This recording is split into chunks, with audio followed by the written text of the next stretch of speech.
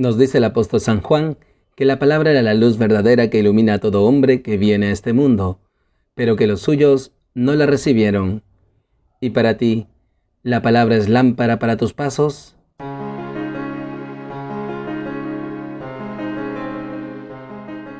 Bienvenidos, queridos hermanos, soy el Padre Ángel Gabriel y esto es Lámpara para mis pasos. Hoy, miércoles 10 del tiempo ordinario, el Evangelio nos enseña sobre la tilde de la ley. A partir de ello, quisiera compartirles 3 enseñanzas. 1. Dar plenitud. El Evangelio nos narra que en aquel tiempo dijo Jesús a sus discípulos: no crean que he venido a abolir la ley y los profetas. No he venido a abolir, sino a dar plenitud. Jesús, queridos hermanos, revela a sus discípulos que Él no ha venido a abrogar la ley y los profetas, sino a llevarla a plenitud.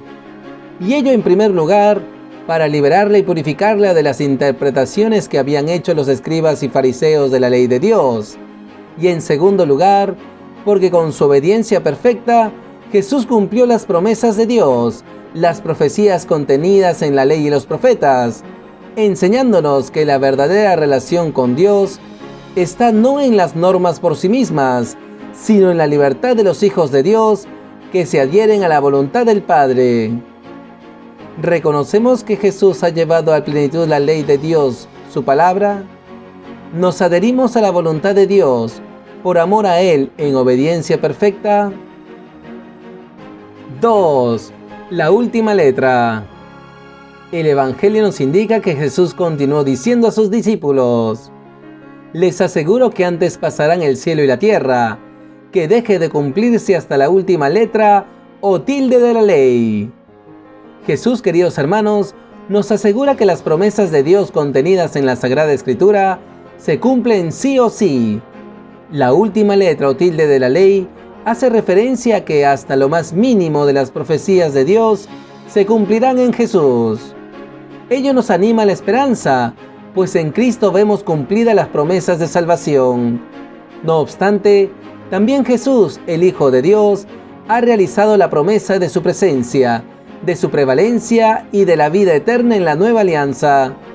De esta manera, nosotros, sus discípulos, hemos de confiar en su palabra, y que se cumplirá hasta la promesa más pequeña contenida en el Nuevo Testamento. ¿Creemos realmente que hasta la promesa más pequeña de la nueva alianza se realizará? ¿Nos animamos en la esperanza de nuestra salvación por la fe en la palabra de Jesús? 3. Ser grande en el reino.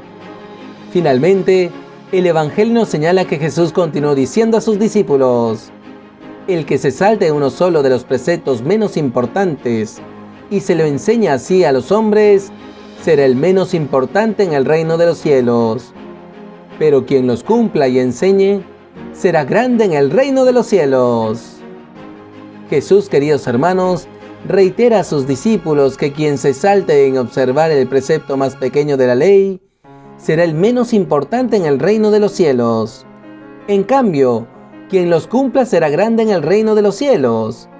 Con ello, Jesús nos enseña a que hemos de observar la ley, no por cumplir sin más, sino de corazón, por amor a Dios.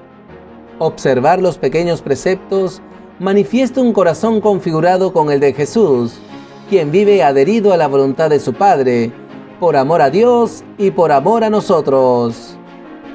Nos configuramos con Jesús para adherirnos a la voluntad del Padre, como Él se adhirió.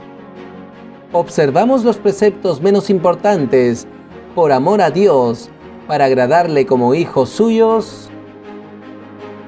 Pidamos al buen Dios, por intercesión de nuestra Madre la Virgen María y de San José, nos conceda estas 3 gracias. 1.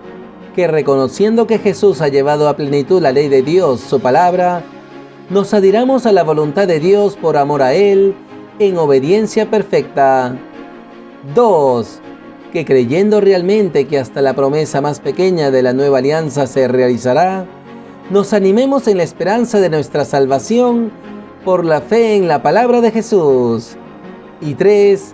que configurándonos con Jesús para adherirnos a la voluntad del Padre, como Él se adhirió, observemos los preceptos menos importantes, por amor a Dios, para agradarle como hijos suyos.